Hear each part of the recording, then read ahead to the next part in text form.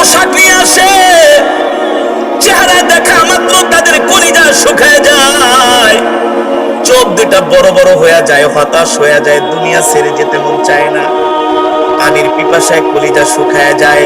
নবীজি বলছেন ওই সময়ে যদি সারা পৃথিবীর সমুদ্রের পানিগুলো তাকে পান করা হয় তারপরও পিপাসার স্বাদ। আবার আজরাইল বলে আমি কারো সামনে এমন সুন্দর চেহারা নিয়ে যাই, রূপ আমাকে দেখা মাত্র শরীর থেকে বের হওয়ার জন্য পাগল হয়ে যায়। সুবহানাল্লাহ বলেন, আরো জোরে বলেন সুবহানাল্লাহ। যারা এই দুনিয়ার জমিনে নামাজ পড়ে না, কি পড়ে না, জোরে বলেন, আল্লাহর ফরজ বিধানগুলো মানে না, আল্লাহর ঘরে যায় না, আজরাইল এমন আচরণ করবে। কিন্তু যারা জান্নাতি হবে তাদের কি হবে আমাদেরকে একটু শুনান। সাহাবীদের সামনে নবীজি যখন এই বয়ান করতেছেন সাহাবীরা হতাশ হয়ে গেছে, হতাশ। বলেন কি ও নবী, আজরাইল এমন ভাবে আমাদের সাথে আচরণ করবে, তাহলে যারা জান্নাতি হবে নেককার হবে তাদের অবস্থা কি হবে? আল্লাহর পয়গম্বর সাহাবীদেরকে বলে, ও সাহাবীরা, আল্লাহ নিজে বলতেছেন, ইয়া আইয়ুহান নাফসুল মুতমাইন্নাহ ইরজিই ইলা রাব্বিকি রাদিয়াতাম মারদিয়াহ ফাদখুলি ফি ইবাদি ওয়াদখুলি জান্নাতি। আল্লাহু আকবার। এই দুনিয়াতে যারা 5 ওয়াক্ত নামাজ পড়বে, মিথ্যা কথা বলবে না, মানুষের হক নষ্ট করবে না, মানুষের উপর অত্যাচার করবে না, নির্যাতন করবে না, জুলুম করবে না, গভীর রজনীতে ওইটা পানি দিয়া ওযু করে নামাজে দাঁড়িয়ে যাবে, কোরআনের তেলাওয়াত করবে, আল্লাহর জিকির করতে করতে সব সময় জিহ্বাটাকে তরুতাজা রাখবে। আল্লাহর পয়গম্বর বলেন, ওই আল্লাহর পেয়ারা বান্দার যখন মৃত্যুর সময় হয়ে যাবে, মালাকুল মউত জান্নাত থেকে একটা জান্নাতের রুমাল নিয়ে আসবে। কি নিয়ে আসবে? জান্নাত থেকে জান্নাতি একটা রুমাল নিয়ে আসবে, জান্নাত থেকে খুশবু নিয়ে আসবে। ওই রুমালের মধ্যে মালাকুল মউত খুশবুটা মাখবে, মাখার পরে মালাকুল মউত ওই জান্নাতি ব্যক্তির থুতনির কাছে রুমালটা ধরবে। আল্লাহু আকবার। কি ধরবে? জান্নাতি ব্যক্তির থুতনির মধ্যে এখানে রুমালটা ধরবে। আপনাদেরকে প্রশ্ন করি, আমরা সুগন্ধি লাগাইলে সুগন্ধির ঘ্রাণ নেই কি নেই না? নেই না? বারবার করে সুগন্ধির ঘ্রাণ নিতে থাকি। ঠিক যারা জান্নাতি হবে, মালাকুল মউত তাদের সাথে কত সুন্দর আচরণ এরা করবে। আল্লাহু আকবার। জোরে বলেন আল্লাহু আকবার। যখন ওই জান্নাতের রুমালের মধ্যে খুশবু মাখিয়ে মালাকুল মউত তার থুতনির সামনে ধরবে, আর সে ওই সুঘ্রাণ এমন করে তার নাকের মধ্যে যাবে, আস্তে করে সে ঘুমিয়ে পড়বে। ওই ঘুমানোর মধ্যেই জান্নাতের খুশবু নাক দিয়া টানতে থাকবে, আর ওই টানের চোটেই তার দেহ থেকে আল্লাহ তাআলা রূহটাকে বের করে নিবে, কোনো টের পাবে না। আর যারা বলেন সুবহানাল্লাহ। আল্লাহ আপনি আমাদের এমন মৃত্যু দান করুন, বলি আমিন। আরো জোরে সরে বলি আমিন। এই কারণেই তো আল্লাহর পয়গম্বরের স্ত্রী আমাদের আম্মা জান খাদিজাতুল কুবরা রাদিয়াল্লাহু তাআলা আনহা, আল্লাহর নবীর সাথে যখন আম্মা জানের বিয়ে হলেন, কোন বর্ণনায় এসেছে আম্মা জান 40 মণের অধিক স্বর্ণের মালিক ছিলেন। সব সম্পদগুলো আল্লাহর রাস্তায় দান করে দিলেন, আল্লাহর নবীর হাতে উঠায় দিলেন। আল্লাহর নবী সব সম্পদগুলো গরিব মুসলমানদের মাঝে বিলায় দিলেন। নবীজির ঘরে বাজার করার মতো পয়সা নাই, আম্মা জান খাদিজাকে কাপড় কিনে দেওয়ার মতো নবীজির পকেটে পয়সা নাই, ঘরে বাজার পর্যন্ত করতে পারে না, সেই পয়সাটুকুন আল্লাহর পয়গম্বরের হাতে নাই। আম্মা জান খাদিজা রাদিয়াল্লাহু তাআলা আনহা ছিলেন আরবের ধন্যাঢ্য মহিলা, আরবের ধন্যাঢ্য ব্যক্তি। আম্মা জান খাদিজা কিছু টাকা ছিল, সেগুলো দিয়ে আম্মা জান বাজার করেন আর সংসার চালায় নেন। হঠাৎ করে একদিন আল্লাহর নবী গভীর রজনীতে বাড়িতে গেলেন। আম্মা জান রাদিয়াল্লাহু তাআলা আনহা আল্লাহর নবীর জন্য গভীর রজনী পর্যন্ত দরজার সামনে বসে বসে নবীজির জন্য অপেক্ষা করতেছেন। নবীজি ঘরে যায় একবার শুধুমাত্র দরজাটা নক করছেন, সাথে সাথে আম্মাজান ঘরের দরজা খুলে দিছেন। নবীজি এত খুশি হয়ে গেছেন, ডাক দিলেন, ওগো খাদিজা, তুমি কি রাত্রবেলা ঘুমাও নাই? এত গভীর রাত, একবার দরজা নক করলাম, সাথে সাথে খুলে দিলা।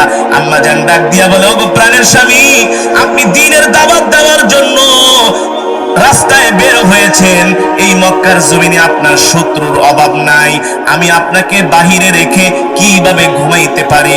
আপনার টেনশনে তো আমি ঘুমাইতে পারি না। আর আপনি কখন এসে ঘরে দরজায় নক করেন? আমি যদি ঘুমায় যাই, দরজা খুলতে দেরি হলে আমার প্রাণের স্বামী রহমাতুল লিল আলামিন কষ্ট পাবে। আমি তো আমার স্বামীকে এমন কষ্ট দিতে পারি না। এই কারণে আপনার মহব্বতে আমি ঘরের দরজার সামনেই বসে রয়েছি। আম্মাজান জান্নাতি মহিলা, 40 মণ স্বর্ণের মালিক ছিলেন, কত বড় ব্যবসায়ী ছিলেন। আল্লাহু আকবার। হঠাৎ করে নবীজি আম্মাজান যে কাপড়টা পরেছেন, কাপড়ের দিকে তাকালেন, দেখলেন আম্মাজানের কাপড়টা এমন ছিঁড়া ছিঁড়েছে, কাপড়ের মধ্যে আর তালি দেওয়ার মতো জায়গা নাই। কাপড়ের মধ্যে তালি দেওয়ার মতো 40 মণ স্বর্ণ নিয়ে বিয়ে করছিলেন আল্লাহর নবীকে।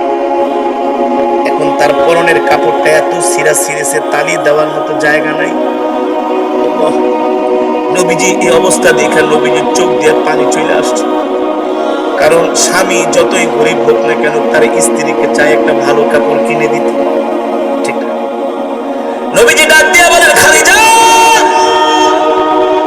তোমার পরনে যে কাপড় এমন ছিঁড়া ছিঁড়েছে, শিলি দেওয়ার মতো, তালি দেওয়ার মতো জায়গা নাই। তুমি কেন আমাকে তোমার পরিধেয় বস্ত্রের কথা বললা না? আম্মাজান খাদিজা ডাক দিয়ে বলেন, ওগো প্রাণের স্বামী, আমি জানি আপনার পকেটে পয়সা নাই। যদি আমি আপনাকে কাপড় আনতে বলি, তাহলে আপনি আনতে পারবেন না, আরো শুধু শুধু কষ্ট পাইবেন। এমন কষ্ট আমি আমার স্বামীকে দিতে পারি না। আল্লাহু আকবার। আর বর্তমান জামানার যদি মা বোনটা হইতো, বলতো, বেটা 40 মণ স্বর্ণ নিয়ে বিয়ে করছি, তুই আমার খবর রাখিস না, ভালো ভালো কাপড় কিনে দাও না, স্বর্ণ গয়না দাও না, ঠিক কিনা বলেন? বলতো না? আম্মাজান বলে, আপনি চাইবেন, আমি চাইবো, আপনি দিতে পারবেন না, কষ্ট পাবেন। গত কিছুদিন আগে আমি এই গাজীপুরের শ্রীপুরে একটা মসজিদে জুমা নামাজ পড়াই। বাংলাদেশের একটা নামকরা মসজিদ, হাজী আব্দুল সাত্তার মসজিদ। আমার মসজিদে প্রায় 10 থেকে 15 হাজার মানুষ জুমা নামাজ পড়ে। প্রতিদিন নামাজের পরে কয়েক হাজার মানুষ মুসাফা করার জন্য সিরিয়াল ধরে দাঁড়ায়। আমার একজন ভক্ত যুবক আছে, আমি যেইখানে মাহফিলে যাই সেইখানে সে তেলাওয়াত শোনার জন্য চলে যায়। নরসিংদী গেলে জায়গা, ময়মনসিংহ গেলে সেখানে তেলাওয়াত শোনার জন্য চলে যায়। একদিন রাত্রবেলা রাত 2টা বাজে বাসায় আসছি, এসে ঘরের দরজা নক করছি। স্ত্রী জিজ্ঞেস করে, এত রাত্রে কোত্থেকে আসছো? বলে, হুজুরের বয়ান শোনার জন্য তেলাওয়াত শোনানো গিয়েছিলাম। বলে, প্রত্যেক দিনই কি বয়ান শুনতে যাইতে হয় নাকি? বলে, প্রত্যেক দিন তো যাই নাই, মাসে 3-4 বার না গেলাম। এত রাত্রে দরজা খুলতে পারো না, যেই হুজুরের বয়ান শুনতে গেছো ওই হুজুরের সাথে যায় শুয়ে থাকো। হুজুরের সাথে যায়। যুবকটা এসে আমাকে বলে, হুজুর, আমার স্ত্রী আমার সাথে এমন ব্যবহার করে। আমি বললাম, যুবক, আল্লাহর উপর সবর করো, আল্লাহর উপর ধৈর্য ধরো। এই দিনের জন্য আল্লাহর নবী অনেক কষ্ট করেছেন, ঠিক কিনা বলেন? স্ত্রী যদি দিনদার না হয়, ধার্মিক না হয়, তাহলে অনেক সমস্যা হয়। অনেক স্বামীকে দাঁড়িয়েও রাখতে দেয় না, 5 ওয়াক্ত নামাজও পড়তে দেয় না, বলে তুমি তো একেবারে হুজুর হয়ে গেছো। আবার যদি স্বামীর চেয়ে স্ত্রীর একটু টাকা পয়সা বেশি থাকে, তাহলে স্বামীকে দামই দিতে চায় না, গোলামের মতো মনে করে, ঠিক না? আবার একতরফা শুধু তাদের বিরুদ্ধে একেবারে ঠিক ঠিক করেন না, স্বামীদেরও দোষ আছে, আছে না? আবার এমনও ভালো স্ত্রী আছে, আলহামদুলিল্লাহ, আছে কি আছে না? আছে না? এমনও ভালো বোন আছে, এমনও ভালো স্ত্রী আছে যারা স্বামীর দুঃখে দুঃখী হয়, স্বামীর কষ্টে কষ্ট পায়, আছে না? ভালোর পার্সেন্টই, কথা বলে না, ভালোর পার্সেন্টই বেশি, ঠিক কিনা বলেন? যারা জান্নাতি হয়, যারা জান্নাতি হবে মহিলা, তারা কখনো স্বামীকে কষ্ট দেয় না, ঠিক কিনা বলেন? যারা জান্নাতি মহিলা তারা কখনো স্বামীর সাথে বেয়াদবি করে না। আবার যারা জান্নাতি স্বামী তারাও কখনো স্ত্রীকে কষ্ট, আপনার প্রতি স্ত্রীর যেমন হক আছে, স্ত্রীর প্রতিও আপনার হক আছে, ঠিক কিনা বলেন? দেখেন আমাদের খাদিজা রাদিয়াল্লাহু তাআলা আনহা 40 মণ স্বর্ণ নিয়ে আল্লাহর নবীকে বিবাহ করেছিলেন। এখন তার পরনের কাপড়টা পর্যন্ত এমন ছিঁড়া ছিঁড়েছে, শিলে দেওয়ার মতো জায়গা নাই। আম্মা জানের কাপড় দেখা নবীজি কান্না করে দিলেন। জিজ্ঞেস করলেন, খাদিজা, বলে ওগো প্রাণের স্বামী, বইলা লাভ নাই, আমি জানি আপনার পকেটে পয়সা নাই, আপনি কষ্ট পাবেন। নবীজির চোখে পানি। এই অবস্থায় খাদিজা রাদিয়াল্লাহু তাআলা আনহা আল্লাহর নবীকে ডাক দিয়া বলেন, প্রাণের স্বামী, দুনিয়াতে আমি যত কষ্ট করি আমার কোনো দুঃখ নাই, কোনো আফসোস নাই, তবে আপনার কাছে আমি আজকে 3টা জিনিস চাইব। কয়টা জিনিস? কয়টা জিনিস? আপনি দিবেন কিনা? নবীজি বলে, খাদিজা তুমি যা চাও তাই দিব, বলো। আল্লাহু আকবার, জোরে বলেন আল্লাহু আকবার। এই কথা শোনার পরে আম্মাজান খাদিজা রাদিয়াল্লাহু তাআলা আনহার চোখে পানি চলে আসছে। ও মা বোনেরা, আপনারা বয়ানটা ভালো করে শোনেন, ভালো করে মন দিয়া বয়ানটা শোনেন। এই বয়ানটা ভালো করে মন দিয়ে শোনেন, জীবন পরিবর্তন হয়ে যাবে। আমাদের আম্মা জান খাদিজা রাদিয়াল্লাহু তাআলা আনহা কেমন ছিলেন? আরবের সবচেয়ে ধনাঢ্য ব্যবসায়ী ছিলেন। তার মতো এত সম্পদ আরবের মধ্যে কারো ছিল না। আল্লাহু আকবার। রূপে গুণে বংশীয় মর্যাদার দিক থেকে 1 নাম্বার। তার চোখে পানি। নবীজি বলে, খাদিজা, আমি তো কান্না করতেছি, তোমাকে কাপড় কিনা দিতে পারি না, তুমি কাঁদো কেন? আম্মা জান খাদিজা বলে, ওগো আল্লাহর নবী, আমি দুনিয়ার কোনো গাড়ি বাড়ি স্বর্ণ গয়না টাকা পয়সার জন্য কাঁদি না, আমি কাঁদি কবরের ভয়ে। কিসের ভয়ে? কিসের ভয়ে? আমি কান্না করি কবরের ভয়ে। আল্লাহর নবী বলে, খাদিজা তুমি কান্না করো না, তুমি এমন একজন আল্লাহর বান্দি, তুমি আমার স্ত্রী খাদিজা, আমি তোমার পক্ষ হয়ে আল্লাহর কাছে সাক্ষী দিচ্ছি আমার খাদিজা ভালো। আল্লাহু আকবার। নবীজি যদি বলে খাদিজা ভালো, আল্লাহ তাকে জান্নাত দিবে কি দিবে না? আর খাদিজা কেমন খাদিজা? আল্লাহর পেয়ারা বান্দি। ভালো করে হযরত খাদিজা রাদিয়াল্লাহু তাআলা আনহার এই জীবনীটা শুনেন ভালো করে মন দিয়া। আল্লাহর পয়গম্বর বলে, খাদিজা তুমি তো আমার প্রিয়তমা স্ত্রী, তুমি তো আমার দ্বীনের সহযোগী, তুমি তো ইসলামের অনেক খেদমত করেছো, তোমার সব সম্পদ আল্লাহর রাস্তায় দান করে দিছো, আল্লাহ তোমাকে জান্নাত দিবে, তারপরে তুমি কেন কবরের ভয়ে কান্না করো? এই কথা শোনার পরে আম্মাজান খাদিজা বলে, গো আল্লাহর নবী, কবরের ভয়ে আমি রাত্রে ঘুমাইতে পারি না। ওই অন্ধকার কবরে একা একা কিভাবে থাকবো? ওই কবরে আমি কিভাবে একা একা বাস করব, যেখানে নাই কোনো বাতি, নাই কোনো সাথী? হযরত খাদিজার চোখের পানি দেখে আল্লাহর নবী তাকে সান্ত্বনা দিয়ে বলতেছেন, খাদিজা রে, কান্না করো না, কান্না করো না, তোমাকে কবরে শোয়ানোর সাথে সাথে 2 জন ব্যক্তি এসে তোমার সাথে সাক্ষাৎ করবে। কয়জন ব্যক্তি? মুনকার নাকির ফেরেশতা না, তাদের বাদ দিয়ে 2 জন ব্যক্তি এসে তোমার সাথে সাক্ষাৎ করবে, তোমাকে সান্ত্বনা দিবে। আম্মা জান খাদিজা বলে, গো আল্লাহর নবী, কি ফেরেশতা? বলে, না, ফেরেশতা না। কে আমার সাথে এসে সাক্ষাৎ করবে কবরের মধ্যে? আল্লাহর নবী বললেন, তোমাকে কবরে শোয়ানোর সাথে সাথে আমার 2 জন স্ত্রী এসে তোমার সাথে সাক্ষাৎ। আরো আস্তে কোন? একজন হলেন হযরত আসিয়া রাদিয়াল্লাহু রাদিয়াল্লাহু তাআলা আনহা, আল্লাহু আকবার, যিনি ফেরাউনের শত অত্যাচার নির্যাতন সহ্য করার পরেও আল্লাহর দ্বীন ছেড়ে দেয় নাই। জান্নাতে আল্লাহর নবীর সাথে হযরত আসিয়ার বিবাহ হবে। সুবহানাল্লাহ বলেন। আসিয়া রাদিয়াল্লাহু তাআলা আনহা আল্লাহর নবীর স্ত্রী হবেন। নবীজি বললেন, খাদিজা তুমি ভয় পেও না, সর্বপ্রথম কবরে শোয়ানোর সাথে সাথে তোমার সাথে দুইজন ব্যক্তি সাক্ষাৎ করবে। একজন হলেন আসিয়া। আম্মা জান বললেন, ওগো আল্লাহর নবী, আরেকজনকে? বলল, আরেকজন হলেন মারিয়াম আলাইহিস সালাম। আল্লাহু আকবার, তিনি হবেন আমার স্ত্রী। কিন্তু বর্তমানে আমাদের মা বোনদের এমন হিংসা, তারা হইলে বলতো আমার সাথে সাক্ষাতের দরকার নেই, আমি একাই থাকবো। ঠিক কিনা বলেন? বাঙুনরা কিছু মনে করেন না। আল্লাহ নবী বললেন, আসিয়া তোমাকে সাহস দেওয়ার জন্য, তোমাকে সান্ত্বনা দেওয়ার জন্য আমার দুইজন স্ত্রী তোমার সাথে সাক্ষাৎ করবে। আল্লাহু আকবার। তাতেও আম্মাজান খাদিজার চোখের পানি বন্ধ হয় না কবরের ভয়ে। আল্লাহর পয়গম্বর ডাক দিয়ে বলে, খাদিজা রে, কান্না করো কেন? কান্না করো কেন?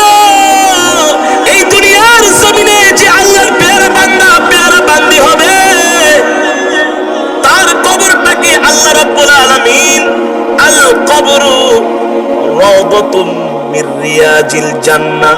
আল্লাহু আকবার। আল্লাহ তাআলা দুনিয়ার জমিনে যারা নেক বান্দা বান্দি হবে, আল্লাহ ইন্তেকালের সাথে সাথে তাদের কবরটাকে জান্নাতের বাগান বানায়া দিবে। আল কবরু রাওদাতুম মির রিয়াজিল জান্নাহ। আল্লাহ তাআলা কবরটাকে জান্নাতের বাগান বানায় দিবে। রাসূলের হাদিস, কারো জন্য কবর হবে জান্নাতের বাগান, আবার কারো জন্য কবর হবে জাহান্নামের অগ্নিকুণ্ড। কথাটা মনে রাখেন, কারো জন্য কবর হবে আল কবরু রাওদাতুম মির রিয়াজিল জান্নাহ, কারো জন্য কবর হবে জান্নাতের বাগান, আবার কারো জন্য কবর হবে জাহান্নামের একটা অগ্নিকুণ্ড। সাহাবায়ে কেরাম জিজ্ঞেস করলেন, ওগো আল্লাহর নবী, কার জন্য হবে জান্নাতের বাগান? বলল, যারা আল্লাহর পেয়ারা বান্দা হবে, নেক আমল করবে, আর যারা দুনিয়াতে গুনাহ করবে তাদের জন্য হবে জাহান্নামের টুকরা। ঠিক কিনা বলেন? আল্লাহর নবী ডাক দিয়া বলে, ও খাদিজা, আল্লাহ তাআলা তোমার কবরটাকে জান্নাতের বাগান বানায় দিবেন। এতে করেও হযরত খাদিজার কান্না থামে না। আল্লাহর পয়গম্বর বলে, খাদিজা বলো, তুমি আমার কাছে কি চাও? কি দিলে তুমি তোমার কান্না থামাবা? ওগো নবীজি, এক নম্বরে আপনার গায়ের মধ্যে যে জুব্বাটা আছে, আমি ইন্তেকালের পরে আপনার জুব্বাটা দিয়ে আমাকে কাফনের কাপড় দিয়ে দাফন দিয়ে দিবেন। দুই নম্বরে কি চাও? বলে, আমি ইন্তেকালের পরে আপনি আমার কবরের চতুর্পাশে হাঁটবেন। তিন নম্বরে কি চান? ও খাদিজা, তিন নম্বরে কি চাও? বলে, তিন নম্বরে আপনি আমার সওয়াল জবাবটা দিয়ে দিবেন, প্রশ্নের উত্তরগুলো দিয়ে দিবেন। আল্লাহু আকবার। আল্লাহর পয়গম্বর বলে, খাদিজা যাও, তুমি আমার যে কথাগুলো বলছো আমি তোমার সব কথাগুলো মানবো, তবে ওই কবরের মধ্যে যার প্রশ্নের উত্তর তারই দিতে হবে। এখানে কোনো ছাড় নাই। ঠিক আম্মা জান খাদিজা রাদিয়াল্লাহু তাআলা আনহা বেশ কিছুদিন পরে ইন্তেকাল করলেন। আল্লাহর নবী তার জুব্বা মোবারক দিয়া আম্মা জান খাদিজাকে কাফনের কাপড় দিয়া দাফন করে দিলেন। দুই নম্বরে কবরের চতুর্পাশে আল্লাহর নবী হাঁটলেন।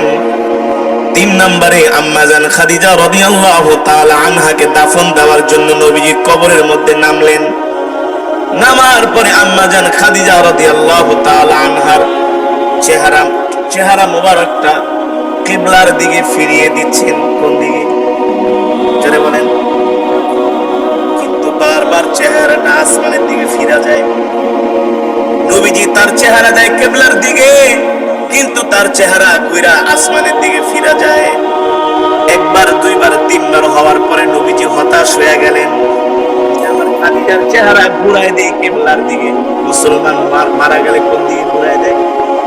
তবে একটা কথা মনে রাখবেন, হাদিস শরীফের কথা, যারা দুনিয়াতে আল্লাহর সাথে নাফরমানি করবে, আল্লাহর কোরআনের বিরোধিতা করবে, নবীকে গালি দিবে, ইসলামকে ভালো লাগবে না, ইসলাম মানবে না, আল্লাহর সাথে দুশমনি করবে, আল্লাহর হুকুম মানবে না, আল্লাহর হুকুমের বিরুদ্ধে কথা বলবে, তাদের ইন্তেকালের পরে আপনি কবরের মধ্যে তার মাথাটা, তার চেহারাটা পশ্চিম দিকে ফিরায় দিবেন, কিন্তু ফেরেশতারা আয়েশা তার চেহারাটা অন্যদিকে ঘুরায় দিবে।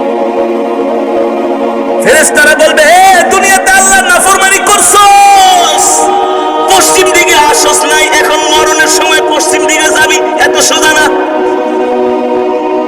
মরণের আগে চেহারাটা পশ্চিম দিকে ফিরস নাই, অহন্তর চেহারাটা ফিরাবি পশ্চিম দিকে, এটা হবে না। দুনিয়াতে চেহারা ছিলি গুনার দিকে, নাফরমানির দিকে, এখন আর কিবলার দিকে তোর চেহারা আমি আল্লাহ রাখবো না, ফেরেশতারা তার চেহারাটা ঘুরায় অন্যদিকে ফিরায় দিবে। ঠিক আল্লাহর নবী আম্মা জান খাদিজা রাদিয়াল্লাহু তাআলা আনহার চেহারা মোবারকটা কিবলার দিকে ঘুরায় দেয়, ঘুরে না, থাকে না, চেহারাটা আসমানের দিকে ফিরা থাকে। আল্লাহু আকবার। নবীজি নিজে টেনশনে পড়ে গেলেন, কি হয়েছে? জিবরাইলও আসতেছে না।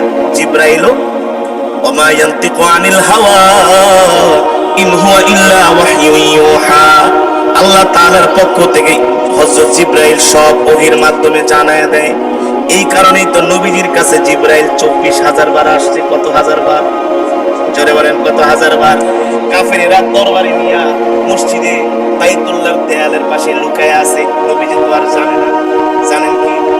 জোরে বলেন।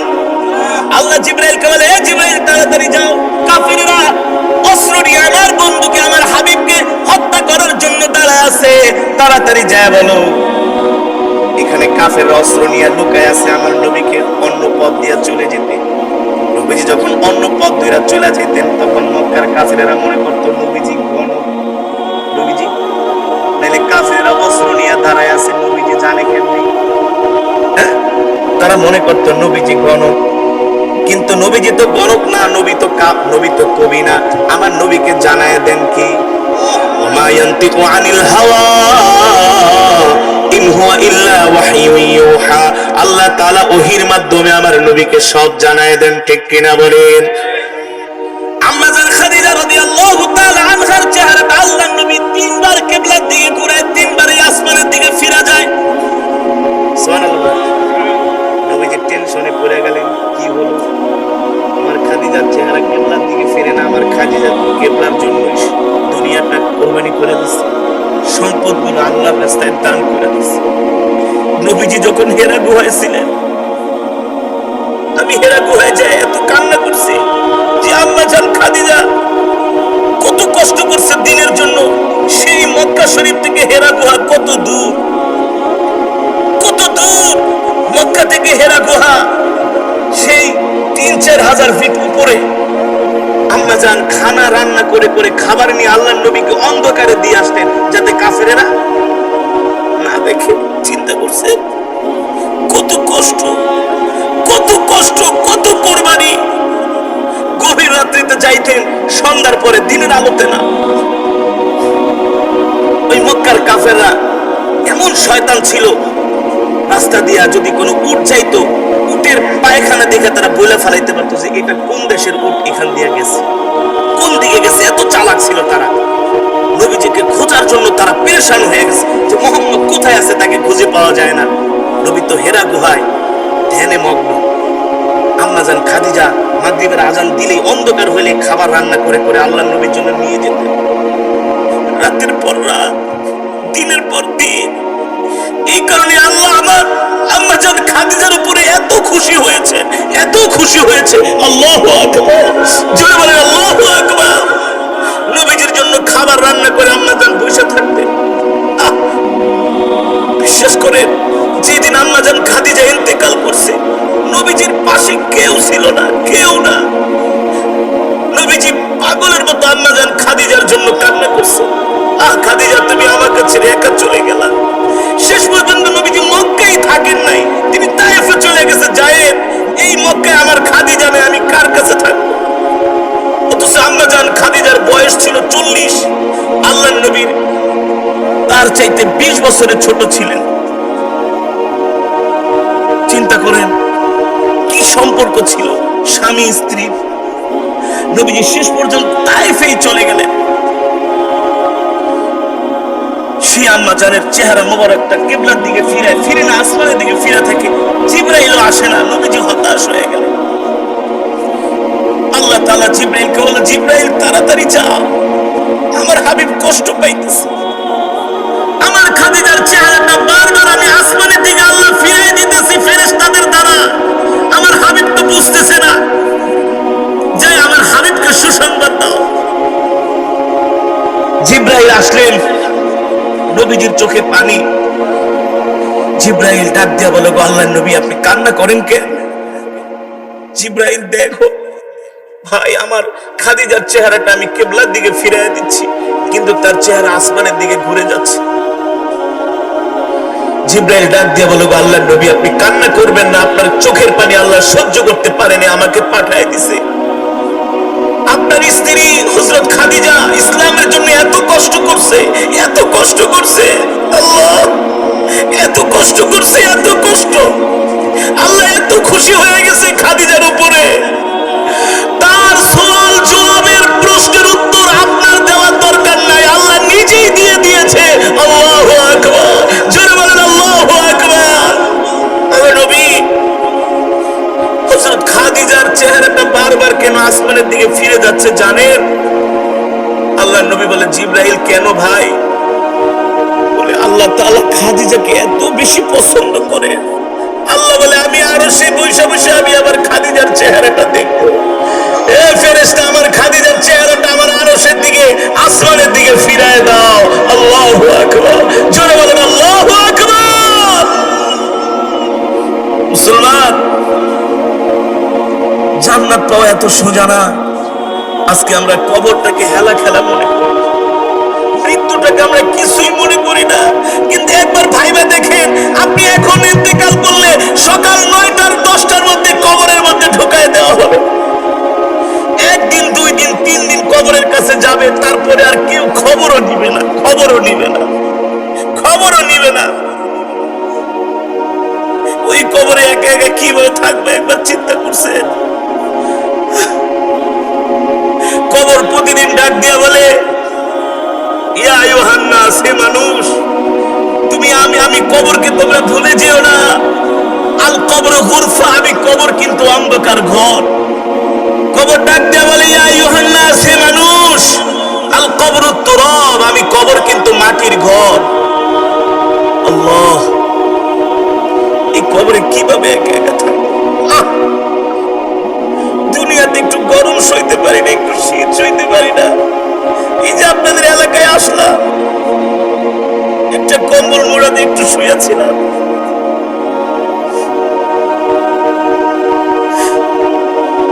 দৌড়ে বাথরুমে গেলাম, যে উযু করলাম ঠান্ডা পানি, নামাজটা পড়ে সূরা মুলকের আমল করলাম আর বললাম, আল্লাহ আজকে যদি মারা যাই, যে কোনো সময় মারা যেতে পারি। 3 দিন আগে একটা ভয়াবহ গাড়ি অ্যাক্সিডেন্ট হয়েছিল আমার, 3 দিন আগে। এর আগে কয়েকবার হয়েছে অ্যাক্সিডেন্ট, কারণ রাস্তায় প্রচন্ড কুয়াশা। আমরা অনেক রিস্ক নিয়ে চলাফেরা করি। কত আপনাদের এলাকায় ঢোকার সময় একটা চাক্কা গাড়িতে পড়ে গিয়েছে। এমন কতবার এমন অ্যাক্সিডেন্ট হয়। আল্লাহ হায়াত রেখেছেন বিদায় বেঁচে আছে। কোন সময় মারা যায়, কোন সময় দুনিয়া ছেড়ে চলে যায়। এই যে আপনারা, আমরা আজকে মাহফিলে আসছি, এখান থেকে যেতে পারবো কোনো গ্যারান্টি আছে? গত বছর আমি কুষ্টিয়া, পাবনা, ঈশ্বরদীতে এক মাহফিলে গিয়েছি। এক বোন তার ছোট একটা বাচ্চা নিয়ে ওয়াজ শুনতে আসছে। সাবিটা মারা গেছে, একটাই মাত্র। আমি ওয়াজ শেষ করে মোনাজাত দিয়ে কেবল ঘরে এসে বসছি, সাথে সাথে খবর আসছে, একজন বোন ওয়াজ শুনে যাওয়ার সময়, রাস্তা পারাপার হওয়ার সময় ট্রাকে অ্যাক্সিডেন্ট করে সে আর তার বাচ্চা 2 জন মারা গেছে। আমি বলি, বলেন কি ভাই? বলে, বাচ্চা মা 2 জনই শেষ। মাগরিবের সময় বয়ান শুনতে আসছে, এশারের নামাজে প্যান্ডেলের মধ্যে পড়ছে। একেবারে রাত 12টা বাজে বাসায় যাবে সন্তানকে হাতে নিয়ে, মা কোলে নিচ্ছে, ছোট বাচ্চা, শীতের দিন, চাদর জড়ায় একটা ট্রাক এসে উপর দিয়ে উঠে গেছে, ওই জায়গায় শেষ। ওই বোন কি কোনোদিন ভেবেছে যে এই ওয়াজই তার জীবনের শেষ ওয়াজ? বলেন, যে কোনো সময় মরণ চলে আসবে, যে কোনো সময়, আল্লাহ, যে কোনো সময় মরণ চলে আসবে, কেউ সাথে যাবে না। এই শীতের মধ্যে একটা সাদা কাপড়ের কাপড় পরাইয়া দিবে, কেউ একটা মোটা কাপড়ও দিবে না। ভাই, মরণের কথা স্মরণ করে। নবীজির হাদিস, যে যত বেশি মরণের কথা স্মরণ করবে সে তত বেশি গুনাহ থেকে বেঁচে থাকতে পারবে। আমার অবাক লাগে, মানুষ মিথ্যা কথা বলে টাকা ইনকাম করে। সে নিজে মিথ্যা কথা বলে টাকা ইনকাম করতেছে, অথচ তার সম্পদের হিসাব তাকেই দিতে হবে, সন্তানও দিবে না, স্ত্রীও দিবে না। তো মানুষ মিথ্যা কথা বলে সম্পদ অর্জন করার কি দরকার? কারণ এই পৃথিবী তো আসলে থাকার জায়গা না। আমাদের আসল বাড়ি তো জান্নাত। আসল বাড়ি কোথায়? জান্নাত। আর জান্নাতে যাওয়ার জন্য একজন মুমিন মুসলমানের প্রথম ঘাঁটি হলো কবর। কোনটা ভাই? হযরত ওমর, আশারে মুবাশশারা 10 জন সাহাবীদের মধ্যে একজন। নবীজি বলছেন, আবু বকর ফিল জান্নাহ ওয়া উমরু ফিল জান্নাহ। তারপরও আবু বকর, ওমর কবর দেখলে যে কবরের মধ্যে শুয়ে থাকতেন আর কান্না করতেন, কবর রে, তুই একজন মৃত ব্যক্তির জন্য প্রথম ঘাঁটি, তোর থেকে যদি কেউ মুক্তি পেয়ে যায় তার জন্য আল্লাহ জান্নাতকে সহজ করে দিবে। কবর, আমি কি তোর থেকে মুক্তি পাবো না তোর কাছেই ধরা খেয়ে যাব?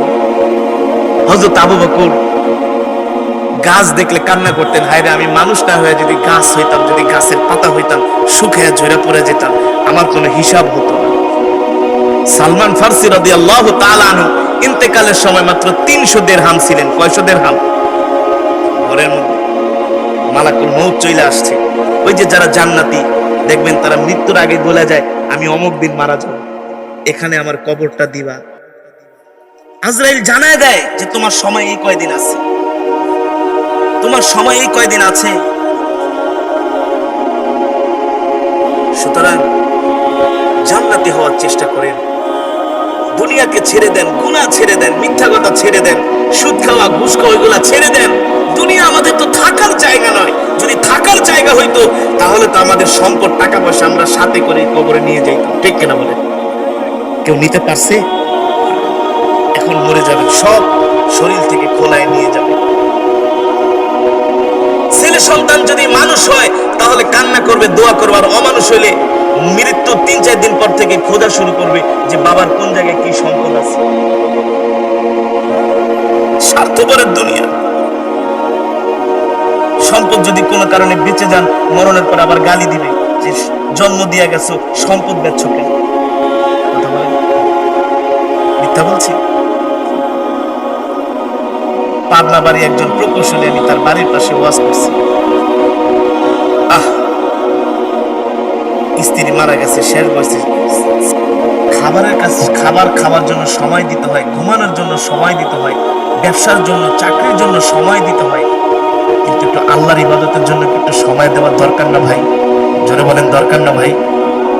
আল্লাহর ইবাদতের জন্য একটু সময় দিবেন, 5 ওয়াক্ত নামাজ জামাতের সাথে পড়বেন, একা একা বসে বসে জিকির করবেন, জিকির, ইস্তেগফার, দুরূদ শরীফ বেশি বেশি করে সিজদা যায় কান্না করবেন যে আল্লাহ, এই কবরে কিভাবে থাকবো, আল্লাহ যত কষ্ট, আল্লাহ আল্লাহ যত কষ্ট আছে কবরের, আল্লাহ আপনি সব দূর করে দেন, কবরে নিয়ে কোনো আযাব দিয়েন না। কবরে নিয়ে কি করবেন না?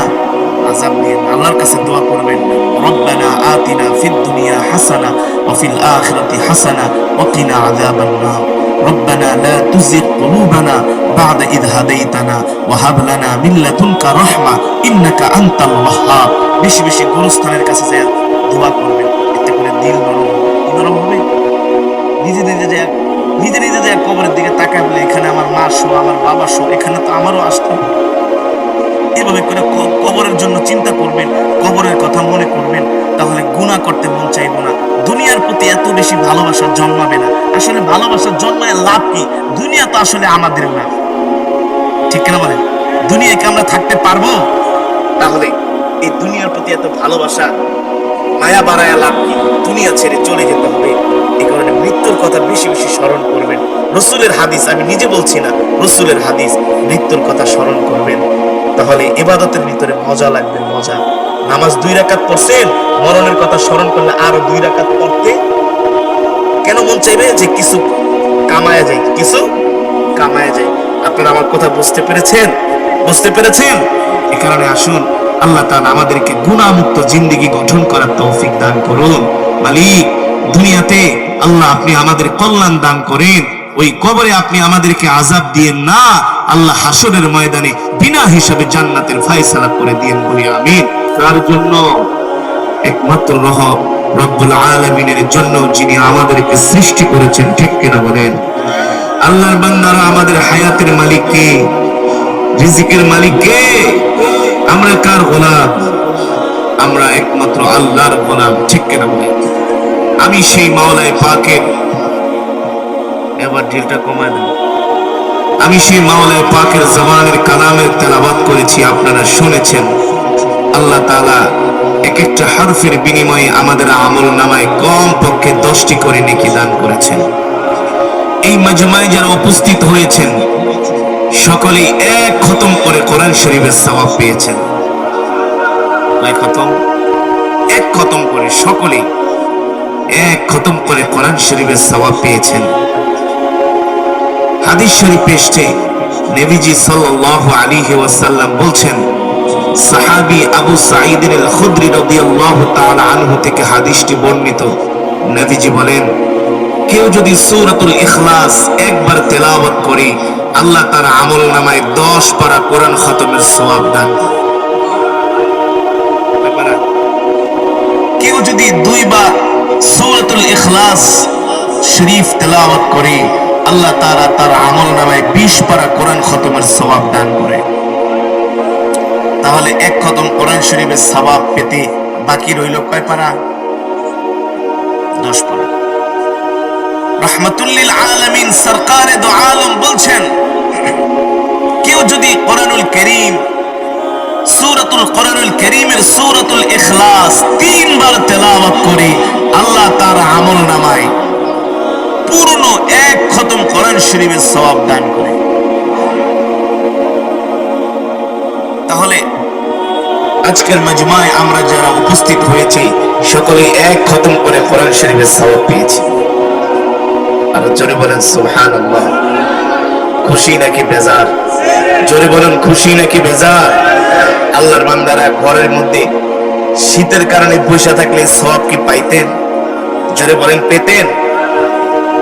আল্লাহ তাআলা তো দুনিয়াতে আমাদেরকে পাঠিয়েছেন তার ইবাদত করার জন্য, ঠিক না ভাই? আমরা মালিককে খুশি করার জন্য কি ইবাদতই বা করতে পেরেছি? কি ইবাদতটা আমরা আল্লাহকে খুশি করার জন্য করি? অথচ মালিক আমাদেরকে সৃষ্টি করেছেন, আমাদের কোনো অস্তিত্ব ছিল না। ছিল ভাই, ছিল ছিল পৃথিবীর বিজ্ঞানীরা কত কিছু বের করলো আধুনিক টেকনোলজির মাধ্যমে। ওই দিন দেখলাম একটা পত্রিকায় যে তারা কি টিউবের মাধ্যমে নাকি মানুষের পেট ছাড়াই নাকি তারা বাচ্চা জন্ম দেবে। কিন্তু এটা কোনোদিন সম্ভব নয়, এটা কোনোদিন সম্ভব নয়। আল্লাহ সালাম মানুষকে রূহ কেউ দেওয়ার ক্ষমতা নাই, ঠিক কিনা বলেন? এমনকি আমার নবী সরকারে দো আলম রাহমাতুল লিল আলামিন, তাকে কাফেরেরা জিজ্ঞেস করেছিল, মুহাম্মদ আপনি বলেন রূহ কি জিনিস? রূহ? আল্লাহ তাআলা জিবরাইলের মাধ্যমে জানায় দিলেন, নবী বলে দেন, কাফেররা আপনাকে প্রশ্ন করে রূহ কি জিনিস? ওয়াসআলুনাকা আনির রূহ। রূহ ছাড়া মানুষ বাঁচে না। বাঁচে? এত সুন্দর একটা স্ট্রাকচার, বডি স্ট্রাকচার, কত সুন্দর দেখতে। দুইটা হাত, দুইটা পা, দুইটা চোখ, দুইটা কান, কি শক্তি শরীরে, ঠিক না? রূহ না থাকলে অচল। রূহ না থাকলে সেটা ডেড বডি। সেটা কি বডি? Dead body. এই বডির আর কোনো আল্লাহ একবার কি চিন্তা করছেন? যে কোনো সময় প্রাণ পাখিটা উড়ে চলে যেতে পারে, ঠিক না? যে কোনো সময় প্রাণ পাখি রূহটা উড়ে চলে যেতে পারে।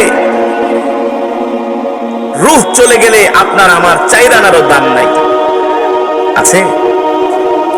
সেই রূহ সম্পর্কে আল্লাহ নবীকে প্রশ্ন করা হয়েছিলেন। আল্লাহ তাআলা জানিয়ে দিয়েছেন, জিব্রাইল যাও আমার নবীকে বলে দাও, কুলির রূহু মিন আমরি রাব্বি ওয়া মা উতিতুম মিনাল ইলমি ইল্লা কলিলা। আল্লাহু আকবার। আল্লাহর কোরআন থেকে বলতেছি, জিব্রাইল আমার নবীকে যে বলে দাও, আমার হাবিবকে বলে দাও, রূহ সম্বন্ধে আল্লাহ আমাকে অনেক কম জ্ঞান দান করেছেন। রূহ এটা কি, এটা আল্লাহই ভালো জানেন। এটা আল্লাহ তাআলার একটা নির্দেশ মাত্র, ঠিক কিনা বলেন? আল্লাহ তাআলার একটা নির্দেশ মাত্র। আল্লাহ নির্দেশ দেন একটা মানুষ চলাচল করে, আল্লাহ নির্দেশ দেন রূহ বের হয়ে যাও, তার দেহ থেকে রূহটা বের হয়ে যায়, ঠিক কিনা বলেন? তাহলে আল্লাহর বান্দারা, আল্লাহ দুনিয়াতে আমাদেরকে পাঠিয়েছেন কিছু সময়ের জন্য, ঠিক না? কিছু সময়ের জন্য। এই পৃথিবীতে আমরা কেউ স্থায়ী নয়, সবাই অস্থায়ী। জোরে বলেন স্থায়ী। স্থায়ী এই যে জীবনটাকে শেষ করে শরীরে রক্ত পানি করে বিশাল বিশাল বিল্ডিং বানাই, ব্যবসা প্রতিষ্ঠান, টাকা পয়সা, আসলে কি আমরা এগুলোর মালিক? জোরে বলেন। আমরা হলাম পাহারাদার। নাইট গার্ড রাত্রবেলা যেমন দোকান পাহারা দেয়, বাজার পাহারা দেয়, আমরাও ঠিক আমাদের সম্পদগুলোকে পাহারা দিচ্ছি, এর চাইতে আর বেশি কিছু নয়, ঠিক কিনা বলেন? মালিকের নির্দেশ যখন চলে আসবে, এই পৃথিবী ছেড়ে আপনাকে আমাকে ছেড়ে যেতে হবে। কেউ দুনিয়াতে আমাদেরকে বাঁচিয়ে রাখতে পারবে? যারা বলেন পারবে? আজরাইল মালাকুল মউত আমাদের কাছে চিঠি দিয়ে আসবে না। চিঠি দিয়ে আসবে? আসবে না। হঠাৎ করে মৃত্যু আমাদেরকে পাকড়াও করবে, ঠিক কিনা বলেন? পৃথিবীর এমন কোন মানুষ নাই, আপনি জিজ্ঞেস করেন ভাই তুমি কি মরতে চাও, কি বলবে? কি বলবে? মৃত্যুকে কেউ পছন্দ? মৃত্যুকে আপনি আমি পছন্দ করি বা না করি, কিন্তু মৃত্যুর হাত থেকে আমরা বাঁচতে পারবো? জোরে বলেন পারবো? আল্লাহর বান্দারা, সেই কথাই আল্লাহ কোরআনুল কারীমের মধ্যে বলছেন, কুল্লু নাফসিন যায়িকাতুল মাউত ওয়া ইন্নামা তুওয়াফাউনা উজুরাকুম ইয়াওমাল কিয়ামাহ ফামান যুহজিহা আনিন নারি ওয়া উদখিলাল জান্নাতা ফাকাদ ফাজ ওয়া মাল হায়াতুদ দুনিয়া ইল্লা মাতাউল গুরুর।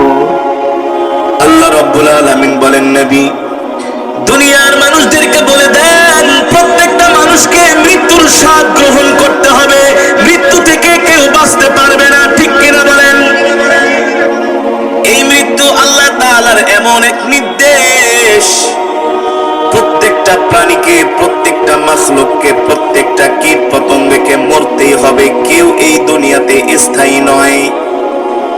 অথচ মানুষের পিছনে মালাকুল মউত ঘুরতেছে, যে কোনো সময় পাকড়াও করতে পারে। কিন্তু মানুষ মৃত্যুকে পছন্দ করে না, মৃত্যুর সাথে কেউ দেখা করতে চায় না। কিন্তু আল্লাহ কোরআনের মধ্যে কি বলছেন বাবা? আল্লাহ কোরআনের মধ্যে বলছেন, কুল ইন্নাল মাউতাল্লাযী তাফিরুনা মিনহু ফাইন্নাহু মুলাকীকুম সুম্মা তুরাদ্দুনা ইলা আলিমিল গায়বি ওয়াশ শাহাদাতি ফায়ুনাব্বিউকুম বিমা কুনতুম তা'মালুন। আল্লাহ রাব্বুল আলামিন কোরআনের মধ্যে বলেন, হে দুনিয়ার মানুষ, তোমরা মৃত্যু থেকে যতই পলায়ন করার চেষ্টা করো না কেন, মৃত্যু থেকে কেউ বাঁচতে পারবে না, মৃত্যু থেকে কেউ বাঁচতে পারবে না। মৃত্যু তোমাদের সাথে মুলাকাত করবে, মৃত্যু তোমাদের সাথে সাক্ষাৎ করবে। তোমরা যদি মৃত্যুর ভয়ে 1000 ফিট উপরে চলে যাও, 10,000 ফিট উপরে চলে যাও, 20,000 ফিট উপরে চলে যাও, 30,000 ফিট উপরে চলে যাও, সেখানেই মৃত্যু তোমাদেরকে যে পাকড়াও করবে, ঠিক কিনা বলে? মৃত্যু ছাড়বে না। এই কারণে পয়গম্বর সাল্লাল্লাহু সুলাইমান আলাইহিস সালামের একটা ঘটনা এসেছে। তার একজন উম্মত মৃত্যুবরণ করবে, হঠাৎ করে কেমন যেন তার শরীরটা অসুস্থ হয়ে গেল। হাদিস শরীফে এসেছে একজন মানুষ যখন মৃত্যুবরণ করে তার 40 দিন আগে মালাকুল মউত এসে তার সাথে সাক্ষাৎ করে। কি করে? মৃত্যুর পরোয়ানা দিয়ে যায়। এই কারণে দেখবেন যে মানুষটা মারা যায় মৃত্যুবরণ করার 40 দিন আগে তার সিমটম পাল্টে যায়, কথাবার্তা আচার আচরণ পাল্টে যায়। বিশেষ করে যদি আপনার কেউ নিকটাত্মীয় ইন্তেকাল করে থাকে, 40 দিন আগ থেকে তার খাওয়া দাওয়ার মধ্যে পরিবর্তন চলে আসে, কথাবার্তার মধ্যে পরিবর্তন চলে আসে। আল্লাহর নবী বলেন যে মানুষটা ইন্তেকাল করে 40 দিন আগে মালাকুল মউত এসে তার সাথে সাক্ষাৎ করে আর বলে তোর সময় আছে আর মাত্র 40 দিন, তুই ভালো হয়ে যা, আল্লাহর কাছে তওবা কর, ইস্তাগফির ওয়ারহাম, আল্লাহর কাছে তওবা কর, আল্লাহর কাছে সাহায্য চা। যখন 40 দিন চলে যায়, 39 দিনের মাথায় প্রতিদিন একবার আসে মৃত্যুর আগে। যখন 3 দিন বাকি থাকে মালাকুল মউত সকালে আসে, দুপুরে আসে, রাত্র আসে, 3 বার সাক্ষাৎ করে। কয়বার? মালাকুল মউত এসে বলে তুই এখনো কি তওবা করছ নাই? তোর বাকি আছে মাত্র 3 দিন। ওই সময় মানুষটার খাবার দাবারের রুচি নষ্ট হয়ে যায়, সন্তানের দিকে তাকায় থাকে, স্ত্রীর দিকে তাকায় থাকে, সম্পদের দিকে তাকায় থাকে, ঘর বাড়ির দিকে তাকায় থাকে, শুধু ভাবে আর ভাবে, ভাবে আর ভাবে। কারণ তার মৃত্যুর পরোয়ানা তো জারি হয়ে গেছে। এই কারণে দেখবেন অনেক মানুষ মৃত্যুর আগে হতাশ হয়ে যায়। যারা আল্লাহর ওলি তারা বুঝতে পারে কখন তাদের মৃত্যু হবে। আল্লাহু আকবার। যারা আল্লাহর ওলি 5টা ওয়াক্ত নামাজ পড়বেন, জামাতের সাথে তাকবীরুল্লাহর সাথে সকাল সন্ধ্যা জিকির করবেন, কোরআন তেলাওয়াত করবেন, বেশি বেশি ইস্তিগফার, বেশি বেশি দুরূদ শরীফ পড়বেন আর মিসওয়াক ব্যবহার করবেন। যারা মিসওয়াক ব্যবহার করবে ইন্তেকালের সময় তাদের ভাগ্যে কালেমা নসিব হবে। নবী সাল্লাল্লাহু আলাইহি সাল্লাম তাদের সামনে আসবেন ইন্তেকালের সময়। এই কারণে কি করবেন বাবা? কি করবেন ভাইরা? সবাই মিসওয়াক রাখবেন। কি রাখবেন? মিসওয়াক রাখবেন। রাখবেন তো ইনশাআল্লাহ? কে কে মিসওয়াক ব্যবহার করবেন? একটু হাতটা উঠান তো, একটু হাতটা উঠান, হাতটা উঠান। করবেন তো ইনশাআল্লাহ? মিসওয়াক ব্যবহার করবেন তো ইনশাআল্লাহ? আল্লাহ তৌফিক দান করুন। আর মিসওয়াক যখন ব্যবহার করবেন, যখন সুন্দর করে মিসওয়াক করবেন, তখন নামাজটাও পড়তে মন চাইবে, নামাজটাও কি করতে মন চাইবে। আল্লাহ তাআলা আমাদের সকলকে এই আমলগুলো করার তৌফিক দান করুন। ভাই, এই ওয়াজ শোনার পরে যদি আপনাদের মধ্যে যদি একটু পরিবর্তন চলে আসে, কবরের ভয় চলে আসে, একটু আমল যদি বাড়ায় দেন, ইবাদত বাড়ায় দেন, এতে করে জিন্দেগি সফল হয়ে যাবে। ঠিক কিনা বলেন? আল্লাহ তাআলা আমাদের সকলকে আল্লাহর পেয়ারা বান্দা হিসেবে কবুল করুন। আজকের এই মাজমা, আজকের এই মাহফিলকে আল্লাহ তাআলার সন্তুষ্টির জন্য কবুল করুন বলে আমিন। অত্র এলাকার যুব সমাজ, ধর্মপ্রাণ মুসলমান আপনারা মিলে প্রতি বছর এই মাহফিলটা করতেছেন, আলহামদুলিল্লাহ। এই মাহফিলটাকে আল্লাহ তাআলা কিয়ামত পর্যন্ত কবুল করুন বলে আমিন। অত্র এলাকায় যত মুর্দিগান শুয়ে আছে কবরে, আল্লাহ সকলের কবরটাকে রাউদাতুম মিন রিয়াজিল জান্নাহ বানায় দিক বলে আমিন। আমরা এখনই দোয়া করব, সকলের সকলের জন্য প্রাণ খুলে দোয়া করব। দুরূদ শরীফ পড়ে আল্লাহুম্মা সাল্লি আলা মুহাম্মদ ওয়া আলা আলি মুহাম্মদ কামা সাল্লাইতা আলা ইব্রাহিম ওয়া আলা আলি ইব্রাহিম ইন্নাকা হামিদুম মাজিদ। আল্লাহুম্মা বারিক আলা মুহাম্মদ ওয়া আলা আলি মুহাম্মদ كما باركت على إبراهيم وعلى آل إبراهيم إنك حميد مجيد. سبحان الله وبحمده سبحان الله العظيم. وعلى آل إبراهيم إنك حميد مجيد. أستغفر الله الذي لا إله إلا هو الحي القيوم وأتوب إليه. لا حول ولا قوة إلا بالله العلي العظيم اللهم آمين. الحمد لله رب العالمين، والصلاة والسلام على سيد الأنبياء والمرسلين وعلى آله وصحبه أجمعين. ربنا ظلمنا أنفسنا وإن لم تغفر لنا وترحمنا لنكونن من الخاسرين. ربنا آتنا في الدنيا حسنة وفي الآخرة حسنة وقنا عذاب النار. يا أول الأولين يا آخر الآخرين يا ذا القوة المتين يا راحم المساكين يا أرحم الراحمين يا أرحم الراحمين يا أرحم الراحمين يا علي يا عظيم يا حليم يا كريم. আরশের মালিক, সারা পৃথিবীর মালিক, হায়াতের মালিক, রিজিকের মালিক, আরশের মালিক, একচ্ছত্র ক্ষমতার মালিক আল্লাহ।